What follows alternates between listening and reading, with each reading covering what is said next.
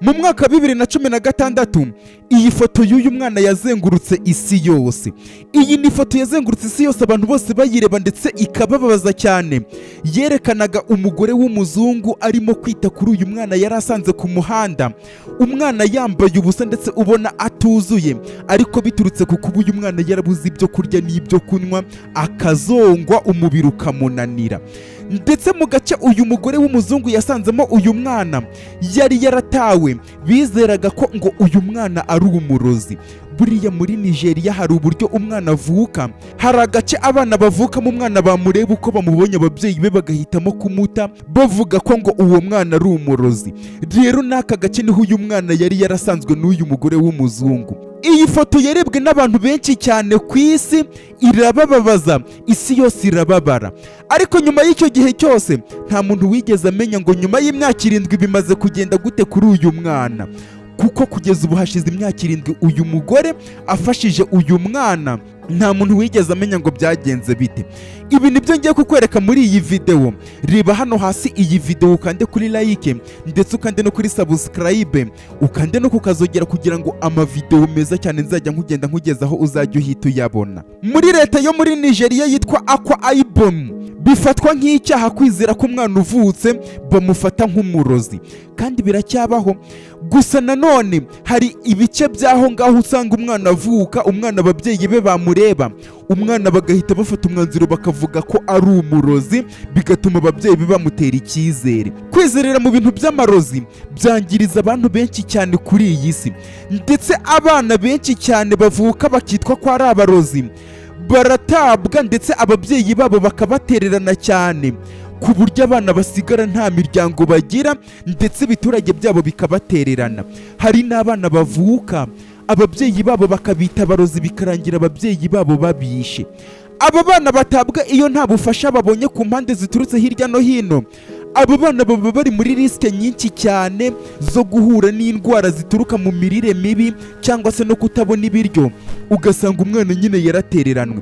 Ndetse abenshi muri abo bana ubusanga batanajya no mu mashuri, kubera ko muri icyo gice batuyemo amashuri abanga, ndetse bakaba batakwemera umwana ngo wiswe umurozi.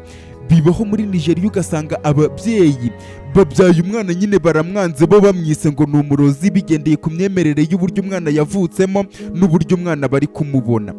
Abayobozi benshi b'amatorero muri Nigeria, hari abana benshi cyane bakunda kwita ko ari abarozi, bigatuma ababyeyi babo batanga amafaranga menshi cyane kugira ngo abayobozi b'ayo matorero n'amadini bishyura amafaranga nyine kugira ngo abo bana babakureho ibyo bintu by'uburozi by'amarozi babavugaho. Ariko ku bw'amahirwe makeya, hari abana benshi cyane ababyeyi babo batemera gutangaho ayo mafaranga kugira ngo bakorerwe iyo serivisi, bigatuma ababyeyi babajugunya, ndetse ababyeyi bagahitamo guta abana babo ku buryo batazongera no kubabona. Abana bagahita bashyirwaho imivumo, bivugwa ko uwo mwana ari umurozi, ndetse iryo zina rikamujyaho. Ababyeyi b'uyu mwana uri muri iyi foto yagaragaye muri 2016, uyu mwana bamusize ku muhanda, bamuta ku muhanda nta kivurira, kubera ko ababyeyi be bari baramwise umurozi kuva akivuka. Uyu mwana wagaragaraga nkaho nyine atuzuye, ariko kubera kubura ibyo kurya nta biryo yigeze abona nyuma yo gutabwa n'ababyeyi be, ndetse n'amazi kuri we byari bigoye, kugeza ku rwego yaje kwicwa n'inzara. Uyu mwana byavuzwe ko yabaye ku muhanda amezi 8 yose ari wenyine, arya ibyo atoragujwe ku ruhande byatawe n'abagenzi, ndetse akajya no mu bimoteri akaba ariho akura ibyo kurya. Ndetse icyo gihe nta n'umuntu wigeze yita kuri uyu mwana ngo yumva amugiriye impuhwe, kubera ko abantu bose baragendaga bamubona bakagenda gusa, nta n'umwe umwitayeho. Kugeza igihe uyu mwana yaje kubonwa n'umugore wari uturutse mu Budage ukora mu bigo bitanga inkunga muri iki gihugu cya Nigeria, nibwo bwa mbere uyu mwana yatangiye kumenyekana. Uwo mugore yitwa Angeline Green, ndetse uyu mugore mu gihe abandi bose batari barabonye uyu mwana wiciwe n'inzara ku mihanda, ndetse imihanda yanduye cyane irimo nyine umwanda, ku buryo byagizeho ingaruka uyu mwana. Uyu mugore niwe wa mbere wamubonye. Uyu mugore akibona uyu mwana ku muhanda yahise ahagarika imodoka, ndetse yitonze cyane atangira guha uyu mwana amazi, nicyo kintu cya mbere yamumariye. Nyuma y'iki gihe uyu mugore yafashe uyu mwana amujyana ku bitaro biri hafi, noneho kuri ibyo bitaro nibwo abaganga batangiye kwandikira uyu mwana imiti. uyu mwana yatangiye kwitabwaho, bamwitaho bamukuramo amaparazite yari yaramwatatse, ndetse bakanamuhereza n'amaraso aturutse ku ruhande kugira ngo barwanye udukoko twari twaratatse amaraso ye. Mbese uyu mwana yari yarazonzwe, ariko ibyo byose abaganga bamukoreraga byari iby'ibanze cyangwa se iby'ingenzi bikenewe kugira ngo uyu mwana abe yakwitabwaho. Nyuma y'igihe gitoya uyu mugore Anja afashe uyu mwana akamujyana kwa muganga, nibwo yahise afata akavidewo atangira kugakwirakwiza ahantu hose, abantu batangira kumubona arimo gutanga amazi ayahereza uyu mwana, ndetse isi yose aba aribwo itangira kubona ibyabaye kuri uyu mwana. Uyu mugore nawe atangira kugaragaza akababaro yatewe n'uyu mwana. Uyu mwana wiswe umurozi, noneho aba ari nabwo atangira kugenda akusanya amafaranga aturutse ku bantu bababajwe n'uyu mwana kugira ngo uyu mwana abashe gufashwa. Ifoto ndetse na videwo by'uyu mwana byagiye biraba vayiro ku isi hose, bitangira gukundwa birarebwa, ndetse uyu mwana inkuru ye yakoze ku bantu benshi cyane, imitima y'abarenga za miliyoni batangira kuyireba. Iyi nkuru kandi yabaye inspired ku bantu benshi ku buryo batangiye gukusanya amafaranga y'ibanze miliyoni y'idolari. Byanatumye abantu benshi batangira gukusanya amafaranga yo kugenda bafasha abana batishoboye muri Afurika, ndetse uyu mugore atangira uwo mushinga wo kubitaho, ku buryo iki gihe uyu mushinga yawushinze muri Nigeria, arangije awitirira abana biswa abarozi, awita witch children. Mbese uyu mugore yaragiye abana bose bagiye batabwa kubera ko ababyeyi babo babise abarozi bakivuka bakabajugunya. Uyu mugore ashingamo umushinga, abantu bose bakagenda batera inkunga, noneho uyu mugore akagenda abafasha, abahuriza hamwe bagatangira gufashwa. Nyuma y'igihe gitoya uyu mugore Anje yahisemo gufata uyu mwana aramwadobuta, amwita umwana we, ndetse icyo gihe yahise amwita Hope.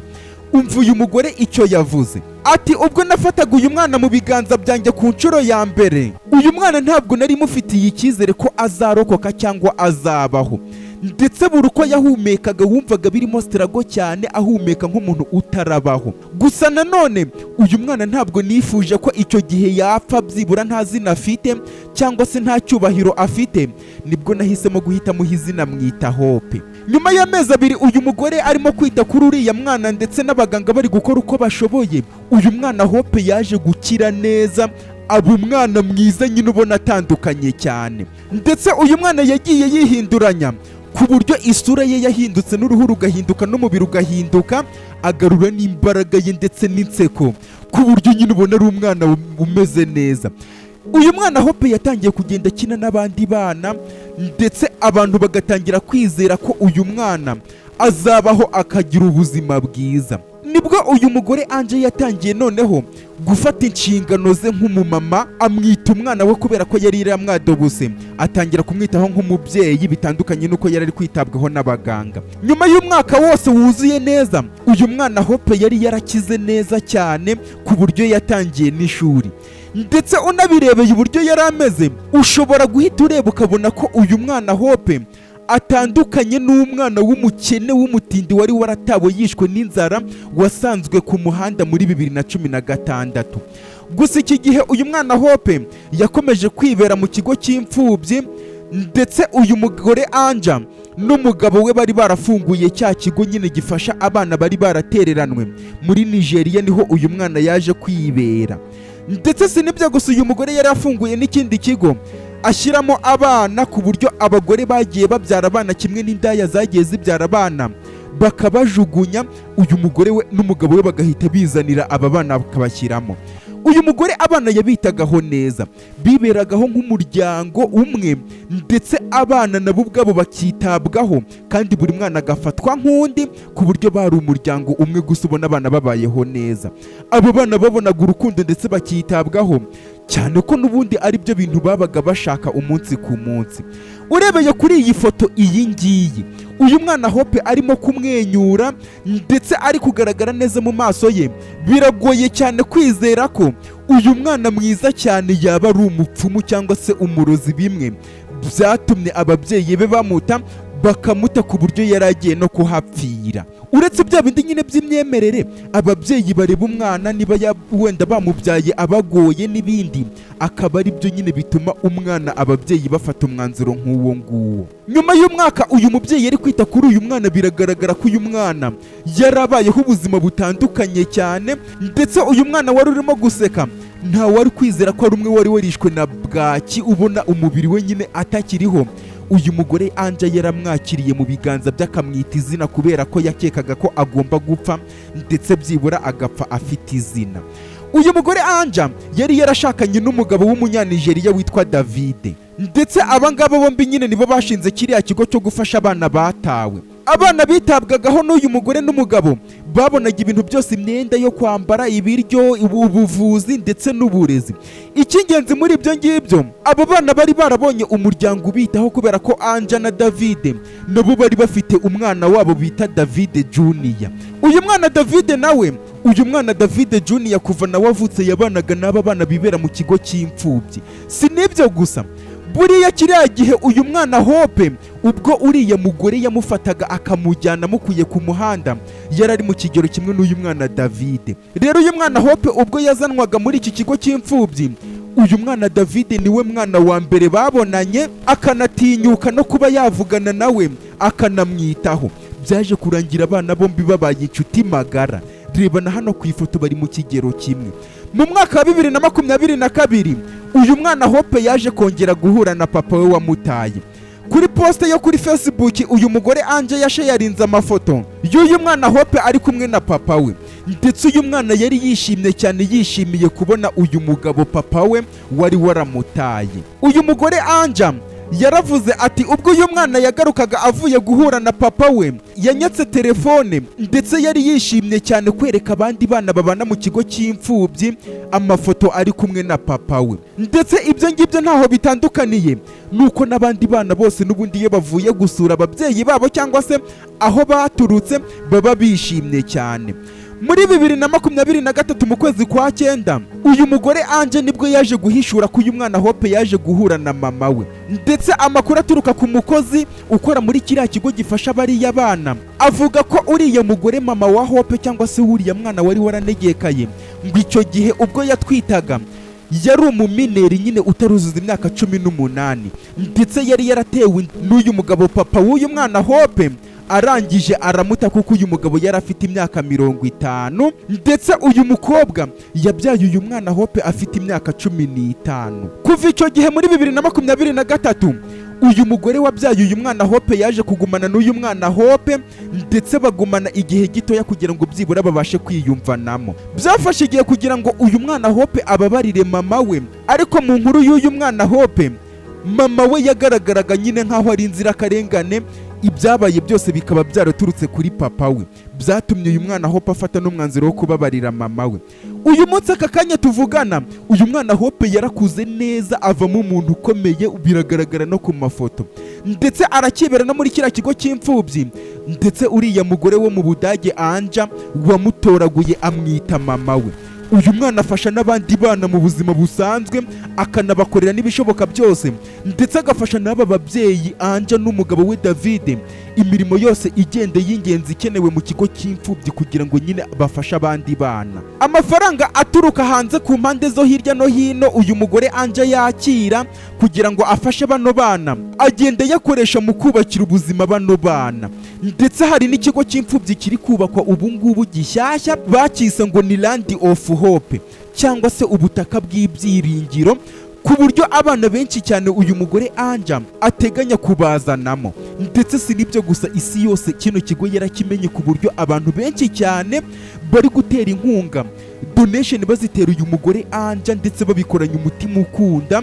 Abantu benshi bagakomeza gukontribuwa nyine kugira ngo bakusanye amafaranga yo gufasha uyu mugore akomeze gutabara ubuzima bw'abantu benshi, kubera ko mu bintu uyu mugore akora uretse wenda kuzana abana batereranwe n'abana bafite ubumuga bugiye butandukanye, uyu mugore agenda bafasha. Uyu mugore akomeza avuga ko nk'igihembo cy'akazi gakomeye akora, ngo kubona bano bana bari kumwenyura rwose yumva aricyo gihembo akwiriye, kubona abana bishimye, ndetse ngo nizo nzozi yahoze arota zo kubona abana afasha bamwenyura, byonyine nibyo bimushimisha.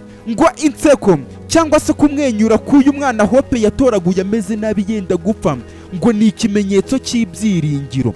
Ngo uyu mwana Hope ni ikimenyetso cy'uko abantu bose baramutse babishatse bashobora gushyira hamwe ubuzima bwabo ndetse n'ubushobozi bwabo bafite, bikaba byafasha abantu benshi cyane ndetse n'inzozi nyinshi cyane z'abantu bakazishyira hamwe ndetse zikajya mu bikorwa. Ati ntabwo tugomba kwibagirwa ko nubwo iyi nkuru y'uyu mwana Hope ifite amaherezo meza, cyangwa se uyu mwana kuba yaratangiye ubuzima ari bubi ariko akaba yarahuye n'uyu mugore Anja, akaba afite amaherezo meza y'ubuzima bwe kuko yagarutse ibumuntu. Ariko hano hanze hari abana benshi cyane bafite ubuzima nk'ubwo uriya mwana Hope yari afite, uriya mugore Anja ataramubona. Hano hanze hari abagore bakibyara bagata abana, hano hanze hari abagore bakibyara kubera imyemerere yabo abana babo bakabiberamo inzirakarengane.